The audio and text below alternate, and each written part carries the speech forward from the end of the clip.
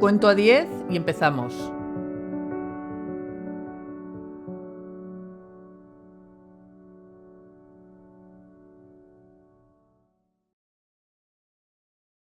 Hola a todos. Si alguna vez has intentado ponerte en la piel de una persona con cáncer o quieres saber cómo es su día a día, no os puedes perder este podcast, donde encontrarás a 6 amigas con cáncer y con metas. ¿Qué tal, chicas? ¿Cómo estáis? Bueno, estoy esperando, mira, el 13 tengo el TAC. Yo creo que va a ser o bien una progresión pulmonar o Hombre, bien una esperemos que no. cardiotoxicidad.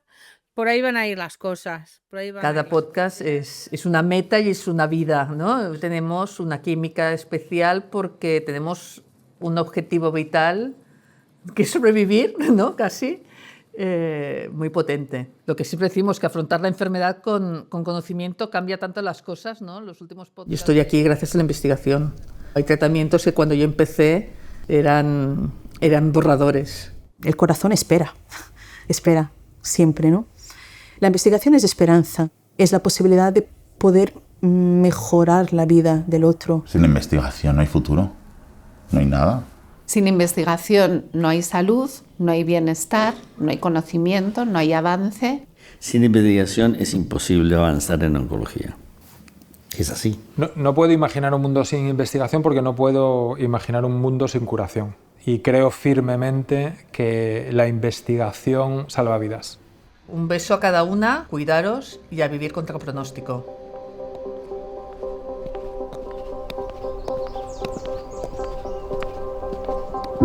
En mi caso y en mi hospital teníamos el servicio de hematología conjuntamente con el de oncología. Los dos servicios conjuntamente tenían una potencia mucho mayor que un servicio solo. Solti fue una idea que verdaderamente en aquel momento supuso algo revolucionario. Yo creo que esto empezó a hacerse hacia el año 92 y Jordi Martí, que estaba en ese momento en Amgen, facilitó las reuniones, las conversaciones. Y la verdad que el papel de Jordi Martí fue trascendental. Trascendental porque en la industria farmacéutica todo lo que no haya de por medio intereses económicos no tiene sentido. Pero personas así como Jordi Martí son especiales, porque están por encima de ello.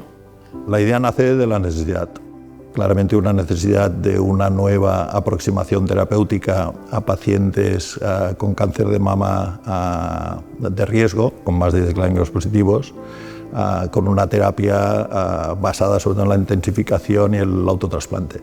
Esto se gestó de una manera lenta, pero sobre todo entraron hospitales importantes, porque no se podía hacer en cualquier sitio.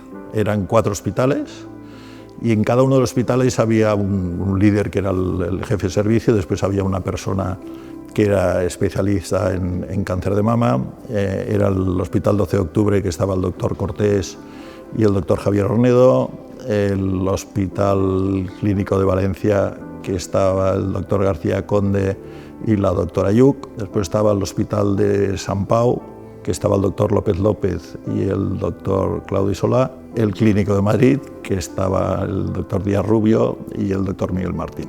Este es el acta fundacional, 95.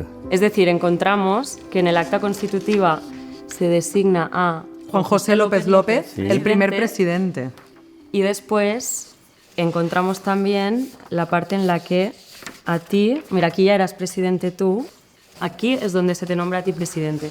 Solti significa Solid Tumor Intensification, pero además tenía un significado total porque teníamos 2 miembros del grupo Solti inicial que eran unos, forofos de la música clásica, y Solti era director de orquesta.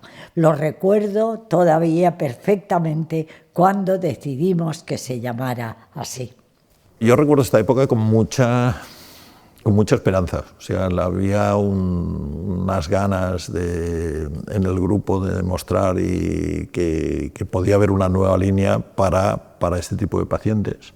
Este fue el nacimiento del grupo Solti. y pensábamos que dando más dosis de quimioterapia curábamos a más pacientes. Estaba casi todo basado en los resultados del estudio fase 3 publicado por un equipo sudafricano, que este era sobre el que se apoyaba todo el mundo para seguir trabajando, porque eran resultados con un beneficio importante. Se demostró que el estudio que demostraba la superioridad no era cierto.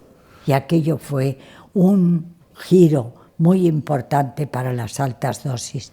Todo empezó a cambiar a raíz de la llegada de Pepe Baselga a Valdebrón, y fue Pepe el que pensó que este grupo podría ser utilizado de una forma diferente, como un grupo más abierto, y esto fue el gran valor que trajo Pepe Baselga, y no por lo que creó de estructura, sino por lo que creó de cultura. Yo decía, ¿cómo Baselga viene y dice que las altas dosis no es el futuro? Yo en aquel momento no lo entendía, pero me di cuenta que teníamos que cambiar de estrategia.